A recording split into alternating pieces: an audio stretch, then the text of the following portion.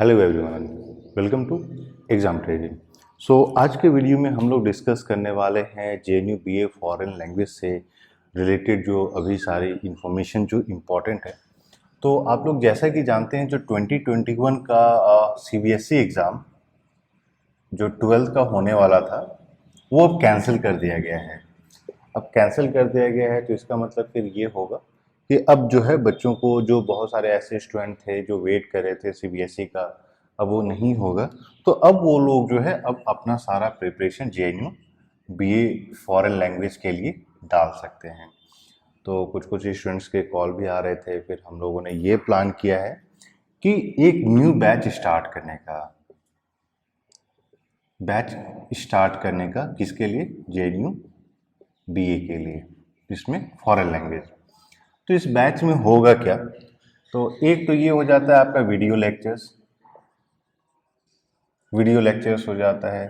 दूसरा हो जाता है पीडीएफ। बेसिकली हम लोग डिटेल्ड पीडीएफ नोट्स प्रोवाइड करते हैं सारे टॉपिक का, स्पेशली जो फॉरेन लैंग्वेज होता है। तो इसको मान लीजिए, अगर हम लोग जीके की पार्ट को बात करें तो जीके में बेसिकली आप बोल सकते हैं कि दो सेक्शन हो जाता है।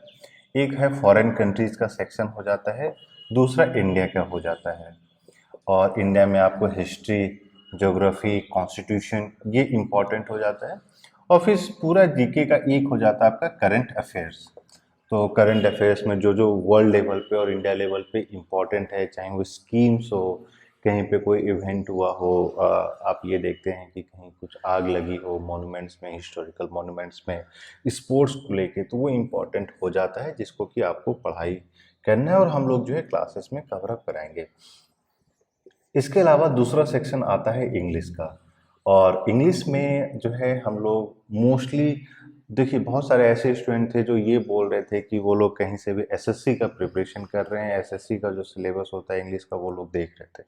तो उस चीज़ को नहीं देखना है। जेएनयू का जो इंग्लिश का सिलेबस है वो वेल डिफाइंड है, और इसको देखने के लिए आप एटलीस्ट लास्ट 10 ईयर्स के पेपर्स देखिएगा तो आपको पता चल जाएगा। दूसरा, जो तीसरा एक बड़ा सेगमेंट होता है वो है आपका रीजनिंग।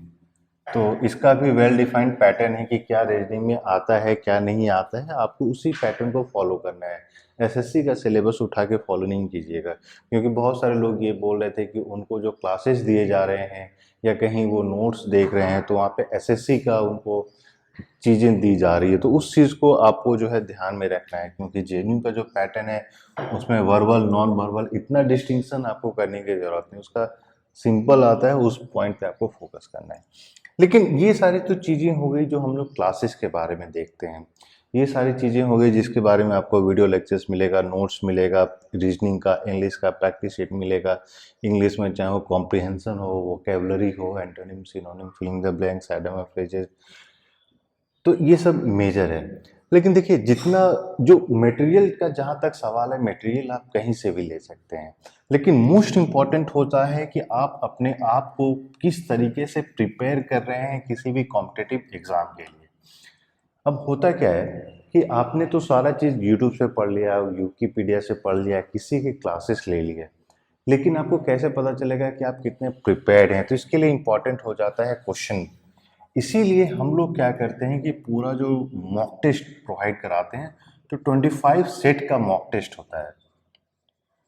और ये सारा जो है टॉपिक वाइज मॉक टेस्ट होता है, जहाँ पे आपका कंट्री स्पेसिफिक मॉक टेस्ट होता है। हर एक कंट्री के बेसिस पे हम लोग मॉक टेस्ट करते हैं।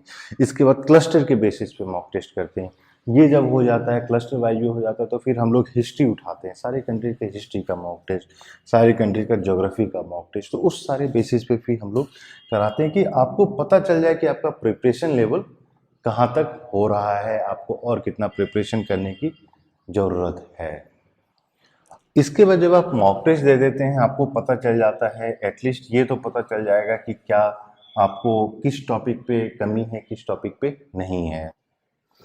जब आप मान लीजिए मॉक टेस्ट देते हैं तो फिर आपको पता चल जाता है कि आपका लेवल ऑफ प्रिपरेशन क्या है, किस टॉपिक में आप लैग कर रहे हैं, चाहे वो इंग्लिश हो या रीजनिंग हो। उसके बाद फिर आप अपना प्रिपरेशन इन्हेंस करते हैं, और फिर जो है फाइनली जब 10 सेट का टेस्ट सीरीज होता है, तो टेस्ट सीरीज में भी हर एक टेस्ट सीरीज जो होता है ये टॉपिक वाइज नहीं होता है, लेकिन सारे कंट्रीज को, करंट अफेयर्स को, इंडिया को मिला के हम लोग बनाते हैं। वही मॉक टेस्ट में आपके 100 क्वेश्चंस होते हैं, हर एक टेस्ट सेट में आपके 100 क्वेश्चंस होते हैं। तो आप रफली देखिएगा तो हम लोगों का ये आइडिया होता है कि किस तरीके से आपका 100% प्रिपरेशन हो सके। ये इम्पॉर्टेंट है कि आप जितनी पढ़ाई कर रहे हैं आप अपना इवैल्यूएशन किस तरीके से कर रहे हैं, क्योंकि फाइनली जब आप कॉम्पिटिटिव एग्जाम में बैठते हैं तो वहाँ इस बेसिस पे तो जजमेंट होता ही कि आप कितना जानते हैं, लेकिन इस बेसिस पे भी होता है कि नए नए टॉपिक से जब क्वेश्चंस निकल के आते हैं तो आप उन सारे क्वेश्चंस को किस तरीके से आंसर दे पाते हैं। और हम लोगों के टेस्ट सीरीज मॉक टेस्ट की सबसे अच्छी बात यह है कि हम लोग बहुत सारे ऐसे टॉपिक्स को कवर अप करते हैं जो कि हम लोग सोचते हैं कि एक्सपेक्टेड है, जो एक्सपेक्टेड क्वेश्चंस आ सकते हैं। और इसी का फ़ायदा लास्ट ईयर भी जितने स्टूडेंट लोगों ने हम लोग से क्लासेस ली थी उनको भी फ़ायदा हुआ था। तो जिन लोगों को अगर क्लासेस ज्वाइन करनी है या मान लीजिए मॉक टेस्ट ज्वाइन करना है, टेस्ट सीरीज ज्वाइन करना है, कुछ भी लेना है या एक जनरल काउंसलिंग ही करना है, तो आप हम लोगों के साथ रजिस्टर कर सकते हैं। रजिस्ट्रेशन का जो लिंक है ये आपको वीडियो के डिस्क्रिप्शन में मिल जाएगा। और इसके साथ ही अगर आप मान लीजिए कॉल करके बात करना चाहते हैं तो आप 8448878849 इस पर आप व्हाट्सएप भी कर सकते हैं।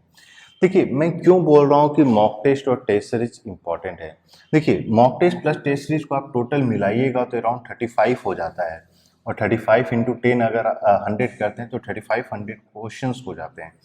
अब देखिए क्या है कि जेएनयू के कॉम्पिटिटिव एग्जाम में आप जब सब्जेक्ट का चूज करते हैं तो ये इंपॉर्टेंट है ध्यान देना कि आपको प्रेफरेंस देना होता है, और आपका प्रेफरेंस डिपेंड करता है कि आप कितना प्रिपरेशन कर पा रहे हैं। अगर मान लीजिए आपने ऐसे सब्जेक्ट का प्रेफरेंस दे दिया, ऐसे सब्जेक्ट को चूज कर लिया, टोटल 10 सब्जेक्ट है और उसमें से आपको किसी भी 3 को चूज करना है, तो उसमें अगर मान लीजिए आपने ऐसे सब्जेक्ट को चूज कर लिया जिसका कट ऑफ ऊपर जाता है तो फिर आपका सिलेक्शन नहीं हो जाता। इसलिए बहुत ही इंपॉर्टेंट होता है। लास्ट ईयर हम लोगों ने बहुत सारे स्टूडेंट को इसी पॉइंट पे समझाया था जब उनका फॉर्म फिलअप हुआ था या फिर जब एडिटिंग की बात आई थी, तब बहुत सारे लोग ऐसे थे जो फॉर्म अपना चेंज किए थे, इसलिए क्योंकि उन्होंने देख लिया कि उनका प्रिपरेशन लेवल किस तरीके का है। उसके बाद बहुत सारे बच्चों को फ़ायदा हुआ था।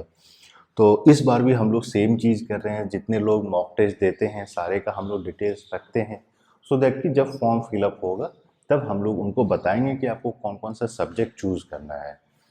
तो ये बहुत ही सिग्निफिकेंट पॉइंट होता है, और इसमें ये ऐसी चीज़ें जो सारे लोग आपको ये पॉइंट पे नहीं बता पाएंगे।